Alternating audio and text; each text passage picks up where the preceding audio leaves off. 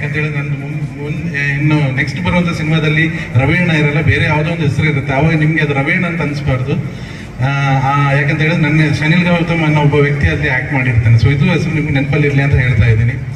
So ನನ್ನನ್ನು ಈ ವೇದಿಕೆಗೆ ಕರೆದು, ಅಂದರೆ ವಿಕ್ರಮ್ ಶಾಲೆ 16ನೇ ವರ್ಷದ ವಾರ್ಷಿಕೋತ್ಸವ ಆ್ಯನ್ಯುವಲ್ ಪ್ರೋಗ್ರಾಮ್ ಏನಿದೆ ಅದಕ್ಕೆ ಕರೆದು ನನ್ನನ್ನು ಈ ವೇದಿಕೆಗೆ ಮೇಲೆ ನಿಲ್ಲಿಸಿ ನನಗೆ ಈ ಗೌರವ, ಈ ಪ್ರೀತಿ ಕೊಟ್ಟದಕ್ಕೋಸ್ಕರ ವಿಕ್ರಮ್ ಶಾಲೆ ಎಲ್ಲ ಸ್ಟಾಫ್, ಟೀಚರ್ಸ್, ಇನ್ಸ್ಟಿಟ್ಯೂಷನ್ ಮೆಂಬರ್ಸ್ ಎಲ್ರಿಗೂ ನಾನು ಆಭಾರಿಯಾಗಿದ್ದೇನೆ. And thank you for calling me here sir.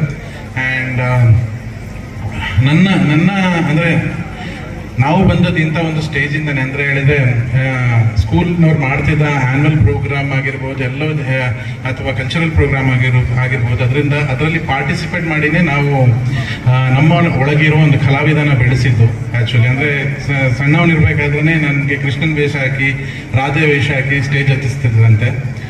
ಅದರ ನಂತರ ನಮ್ಗೆ ಯಾವಾಗ ಬುದ್ಧಿ ಬರುತ್ತೆ ಆವಾಗ ಈ ಸ್ಕೂಲ್ನವ್ರು ಮಾಡುವಂಥ ಪ್ರೋಗ್ರಾಮ್ಗಳಲ್ಲಿ ನಾವು ಭಾಗವಹಿಸಿ ನಾವು ಕಲಾವಿದನಾಗಿ ಮರುಪಟ್ಟಿರೋದು. ಆ್ಯಂಡ್ ನಾನು ಇಲ್ಲಿ ಹೇಳೋದೇನಂತ ಹೇಳಿದ್ರೆ, ಪ್ರತಿಯೊಬ್ಬರು ಮಕ್ಕಳಲ್ಲಿ ಆ ಒಬ್ಬ ಕಲಾವಿದ ಇರ್ತಾನೆ ಆ್ಯಕ್ಚುಲಿ.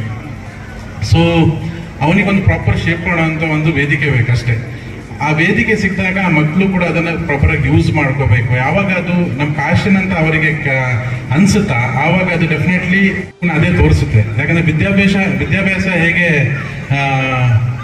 ಮಕ್ಕಳನ್ನ ಒಂದು ಉತ್ತಮ ನಾಗರಿಕನಾಗಿ ಮಾಡುತ್ತಾ, ಹಾಗೆ ಈ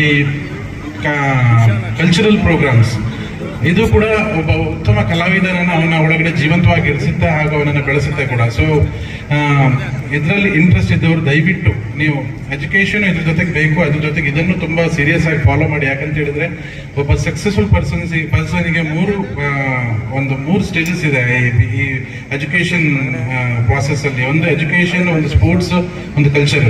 ಸೊ ಈ ಮೂರಲ್ಲಿ ಯಾವುದಾದ್ರೂ ಒಂದು ಕೂಡ ನಾವು ಪ್ರಾಪರ್ ಆಗಿ ಆಯ್ಕೆ ಮಾಡ್ಕೊಂಡು ಅದನ್ನು ಫಾಲೋ ಮಾಡ್ಕೊಂಡು ಹೋದ್ರೆ ಡೆಫಿನೆಟ್ಲಿ ಅದರಿಂದ ನಮ್ಮ ಸಕ್ಸಸ್ಫುಲ್ ಜೀವನಕ್ಕೆ ತುಂಬ ಹೆಲ್ಪ್ ಆಗುತ್ತೆ.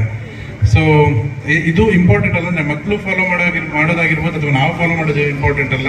ಅದ್ರ ಜೊತೆಗೆ ಇಂಥ ಒಂದು ಇನ್ಸ್ಟಿಟ್ಯೂಷನ್ ಅದಕ್ಕೆ ಬೆನ್ನೆಲುಬಾಗಿ ನಿಂತು ಅವರು ಒಂದು ಇಂಥ ವೇದಿಕೆ ಕಲ್ಪಿಸಿ ಕೊಟ್ಟರೆ ಮಾತ್ರ ಅಂಥ ಒಂದು ಅಂದರೆ ಡೆವಲಪ್ಮೆಂಟ್ ಮಕ್ಕಳಿಗೂ ಅಥವಾ ಆಸ್ ಎ ಹ್ಯೂಮನ್ ಬೀಯಿಂಗ್ ಅವ್ರಿಗೆ ಆಗಕ್ಕೆ ಸಾಧ್ಯ. ಆ್ಯಂಡ್ ನಾನು ಈ ಕ್ಯಾಂಪಸ್ ನೋಡ್ಬೇಕಾದ್ರೆ ನನಗೆ ತುಂಬ ಅದ್ಭುತ ಅನಿಸ್ತು. ಯಾಕಂತ ಹೇಳಿದ್ರೆ ಬ್ಯಾಂಗ್ಳೂರಿಂದ ಇಷ್ಟು ದೂರ ಒಂದು ಇಷ್ಟು ದೊಡ್ಡ ಕ್ಯಾಂಪಸ್ಸನ್ನು ನಿರ್ಮಿಸಿ ಇಷ್ಟು ಮಕ್ಕಳಿಗೆ ಎಜುಕೇಷನ್ ಕೊಡ್ಲಿಕ್ಕೋಸ್ಕರ ಒಂದು ಉತ್ತಮವಾದ ಒಂದು ವಿದ್ಯಾಭ್ಯಾಸ ಸ್ಟ್ರಕ್ಚರನ್ನು ಮಾಡಿರುವಂಥ ವಿಕ್ರಮ್ ಶಾಲೆಗೆ ನಾನು ನಿಜವಾಗ್ಲೂ ಧನ್ಯವಾದ ಹೇಳಬೇಕು ಇಲ್ಲಿ. ಯಾಕಂತ ಹೇಳಿದ್ರೆ ಇಟ್ ಇಸ್ ಎ ವಿಷನರಿ ಒಂದು ಸ್ಟೆಪ್ ಇದು actually. Narasimha Reddy is big educational institution. And ಇದ್ರ ಬಗ್ಗೆ ಸ್ವಲ್ಪ ಹೇಳಬೇಕಂತ ಅನಿಸ್ತು ನನಗೆ. ಚಿಕ್ಕಬಳ್ಳಾಪುರ ಜಿಲ್ಲೆಯ ಚಿಂತಾಮಣಿ ತಾಲೂಕು ಇಲ್ಲಿ ಸುಪ್ರಸಿದ್ಧವಾದಂಥ ಒಂದು ವಿದ್ಯಾಮಂದಿರ ಅದು ಇದೆ ಅಂತ ಹೇಳಿದರೆ ಅದು ಈ ವಿಕ್ರಮ್ ಶಾಲೆ. ಸೊ ಇಲ್ಲಿ ಚಿಂತಾಮಣಿ ನಗರ ಮತ್ತು ಸುತ್ತಮುತ್ತಲಿನ ಗ್ರಾಮದ ವಿದ್ಯಾರ್ಥಿಗಳಿಗೆ ಶೈಕ್ಷಣಿಕ ಪ್ರಗತಿಯನ್ನು ಗುರಿಯಾಗಿಟ್ಕೊಂಡು ಶಾಲೆಯ ಅಧ್ಯಕ್ಷರಾದ ಶ್ರೀ ನರಸಿಂಹರೆಡ್ಡಿ ಅವರು 2010ರಲ್ಲಿ ಈ ವಿದ್ಯಾಸಂಸ್ಥೆನ ಕಟ್ತಾರೆ, ಶ್ರೀ ಲಕ್ಷ್ಮೀ ವಿದ್ಯಾಸಂಸ್ಥೆನ ಕಟ್ತಾರೆ. ಸೊ ಅಂದಿನಿಂದ ಇಂದಿನವರೆಗೆ ಅತ್ಯಂತ ಕಡಿಮೆ ವೆಚ್ಚದಲ್ಲಿ ಹಾಗೂ ಗುಣಮಟ್ಟದ ಹಾಗೂ ನೈತಿಕತೆಯನ್ನು ಒಳಗೊಂಡಂತಹ ವಿದ್ಯಾಭ್ಯಾಸವನ್ನು ಈ ಒಂದು ಎಜುಕೇಷನ್ ಇನ್ಸ್ಟಿಟ್ಯೂಷನ್ ಕೊಡ್ತಾ ಇದೆ. It is really great. ಹನಿ ಹನಿ ಗುಡಿದ್ರೆ ಹಳ್ಳ ಅಂತ ಹೇಳ್ತಾರೆ. ಹಾಗೆ ಸಂಸ್ಥೆ ಒಂದೊಂದು ಮೆಟ್ಲನ್ನೇರಿ ಪದವಿ ಪೂರ್ವ ಕಾಲೇಜು ಮತ್ತು BEd, MBA, ನರ್ಸಿಂಗ್, ಫಾರ್ಮಸಿ ಮುಂತಾದ ಉನ್ನತ ಶೈಕ್ಷಣಿಕ ವಿಭಾಗಗಳನ್ನು ಸ್ಥಾಪಿಸ್ತಿರೋದು ನಿಜವಾಗ್ಲೂ ಹೆಮ್ಮೆಯ ಸಂಗತಿ. ವಿದ್ಯಾನಿಲಯ ಇದ್ದಂತೆ ಆ್ಯಕ್ಚುಲಿ ಹೌದು, ಕರೆಕ್ಟ್.